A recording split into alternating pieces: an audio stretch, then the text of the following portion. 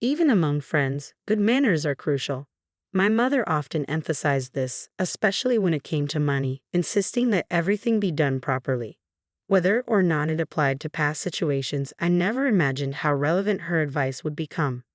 My name is S. I'm a 30-year-old part-time worker living with my 4-year-old daughter and my husband, Bob, who works in an office.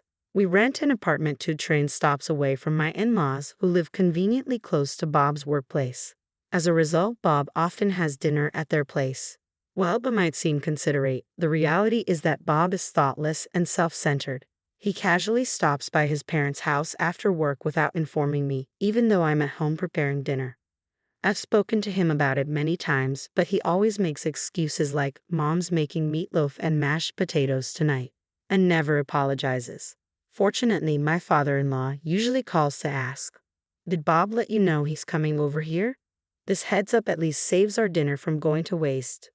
While my father-in-law is considerate, my mother-in-law is quite the opposite. She often makes snide remarks like, "Bob just prefers my cooking over his wife's." Whenever Bob visits them, she'd call to gloat, "He just feels more at ease at home. Sally, you need to make a home where your husband wants to stay." She looks down on me, asserting her superiority as a woman and a mother. She also has a habit of barging into our apartment whenever she finds the time. Bob can't relax with this kind of cleaning. "And what's this in the fridge?" She'd criticize my cleaning, snoop through our fridge, and even through out my cooking, saying, "How dare you serve Bob such an awful meal? Any wife who doesn't take care of food is the worst. Everything you cook just goes to waste." When I pointed out that I could have eaten it instead of throwing it away, she'd retort, "You're the one wasting food." She'd turn red with rage and start yelling. My daughter would get scared and start crying, prompting my mother-in-law to hurriedly leave, not wanting to be disliked by her. She's selfish and quick to run away when things get tough. I confided in Bob about his mother's bullying, but he brushed it off with remarks like, "You're just imagining things," or "She doesn't mean any harm." The bright and sociable nature that initially attracted me to him now feels like a distant memory. These days, he's moody and dismissive, even ignoring our daughter when she tries to talk to him. His standing as a father has hit rock bottom. To make matters worse, the education fund we had been diligently saving for our daughter had completely disappeared. A significant sum, $40,000, had been withdrawn. I knew it had to be Bob, as he had access to the family account. When I confronted him about the missing money, he nonchalantly said, "Our daughter doesn't need the money right now. We can save up again when it's necessary." His cavalier attitude snapped something in me. "Are you serious? How could you just spend the money we saved together like that? It's not about needing it right now. We saved it because we don't know when we'll need it. What did you even spend it on?" "I helped out Mom," he replied. "Our money. Most of it comes from what I earned. Got a problem with that?" "I contributed too. I saved by cutting our budget and worked hard to manage that money." "Your contributions are insignificant." Our argument escalated, fortunately without waking our daughter.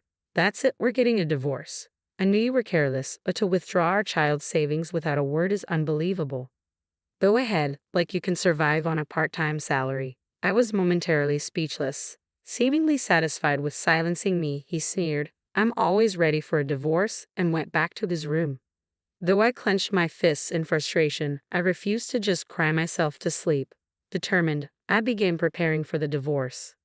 I overheard my wife talking on the phone with Bob this morning. My father-in-law messaged me the following Friday. It seemed my mother-in-law had invited my husband for a special dinner that night. Since Bob hadn't mentioned anything to me, he was likely planning to go without telling me again. Ever since I declared my intention to divorce and was belittled for my part-time job, Bob's attitude toward me had shifted to one of disdain. He'd say things like, "I don't need to care for a dependent like you," while scattering the laundry around and neglecting to clean the room. His nitpicking, "You call this cleaning?" was just like his mother's. I saw the call from my father-in-law as the perfect opportunity to put my plan into action. I timed my visit to coincide with Bob's return from work, only to find that my father-in-law hadn't yet arrived home. Bob and my mother-in-law were visibly surprised to see me, but my mother-in-law sneered, "Oh, knowing we're having sushi for dinner, you decided to drop by and freeload?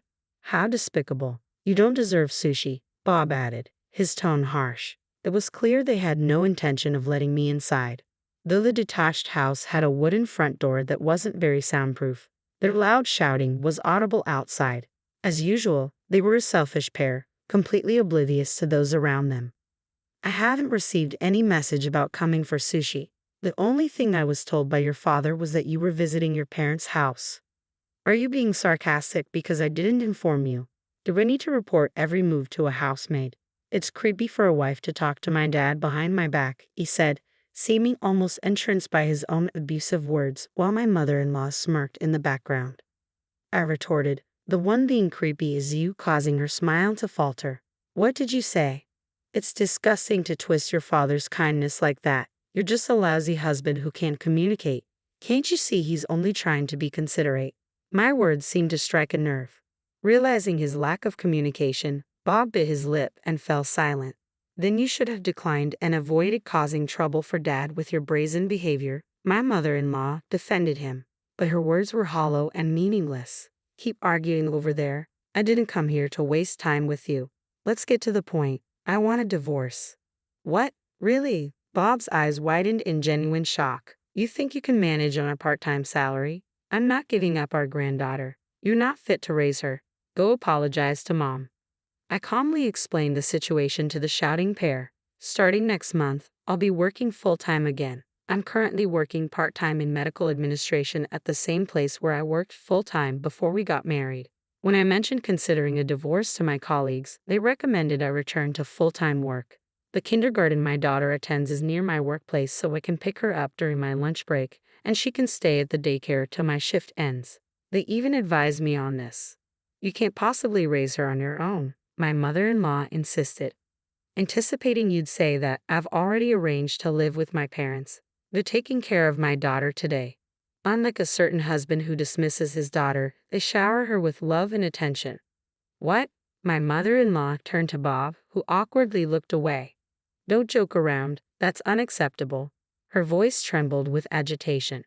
A father who secretly uses the education fund is harmful, I said firmly. At that moment, the front door opened, and my father-in-law appeared, saying, Sorry for interrupting.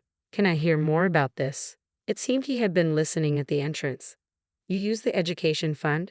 What do you mean, Bob? Dad, it's not what it seems. Mom asked me for help with renovation costs, so I supported her, Bob said. Renovation costs. My father-in-law looked confused and turned to my mother-in-law for clarification.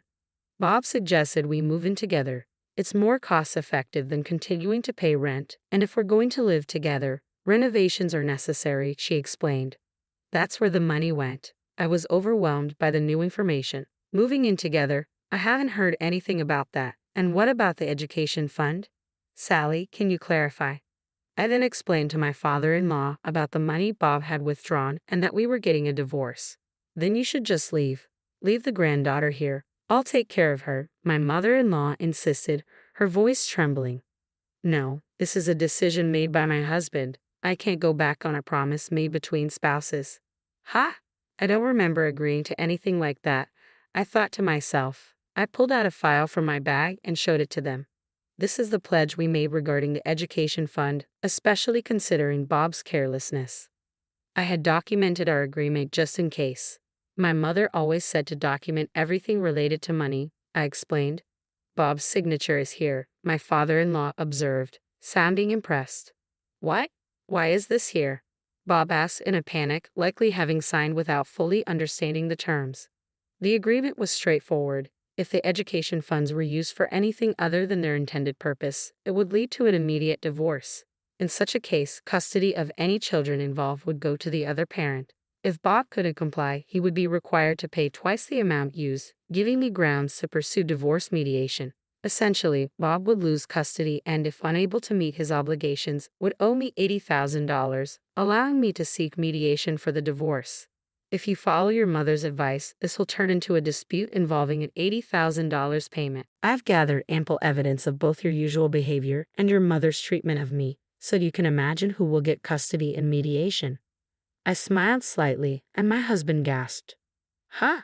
My father-in-law looked surprised, let out a heavy sigh, and said to my mother-in-law, For now, return the money Bob gave you. You haven't started the renovations yet, so the money should still be there. Upon hearing this, my husband's face brightened, possibly thinking that returning the education fund might make the divorce impossible. My mother-in-law, facing his hopeful expression, turned pale and shook her head.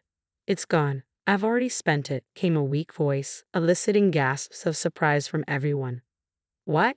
My mother-in-law trembled and fell silent.